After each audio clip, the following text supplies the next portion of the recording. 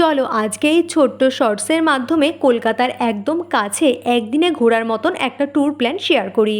দক্ষিণেশ্বরের নাম তো আমরা সবাই জানি, কলকাতার একদমই কাছে এটা। ট্রেনে করে বা মেট্রো ধরে তোমরা দক্ষিণেশ্বরে চলে আসতে পারবে। এখানে এসে প্রথমেই তোমরা মায়ের পুজো দিয়ে নিতে পারো। বিভিন্ন রকমের ডালা কেনার ব্যবস্থা এখানে আছে। স্কাইওয়াকের ওপরও ডালা পাওয়া যায়, এছাড়া মন্দিরের ভিতরে তো পাওয়া যায়, তবে মন্দিরের ভিতরে কিন্তু কোনো রকম ফোন বা ক্যামেরা অ্যালাউ নেই। বাইরে কাউন্টার রয়েছে, সেখানে স্বল্প মূল্যের বিনিময়ে সেগুলো রাখতে হয়। তারপর সেখান থেকে একটা অটো ধরে তোমরা চলে যেতে পারো আদ্যাপীঠে। আদ্যাপীঠ দক্ষিণেশ্বরের একদম কাছেই অবস্থিত এবং এখানে মন্দিরের পুজো দেওয়ার ব্যবস্থা আছে এবং দুপুরে ভোগ খাওয়ারও ব্যবস্থা আছে। আদ্যাপীঠ কিন্তু খুবই একটা শান্ত নিরিবিলি জায়গা, এখানে গেলে যেন মন এমনিই শান্ত হয়ে যায়। যাই হোক, তো তোমরা এখান থেকে দুপুরবেলা ভোগ প্রসাদ গ্রহণ করে নিতে পারো। এখানে ভোগে পুষ্পান্ন, অন্ন, খিচুড়ি 3 রকমই দেওয়া হয়ে থাকে। ভোগ খাওয়া হয়ে গেলে বেশ কিছুটা সময় এখানে বসে তোমরা চলে যেতে পারো বেলুড় মঠে।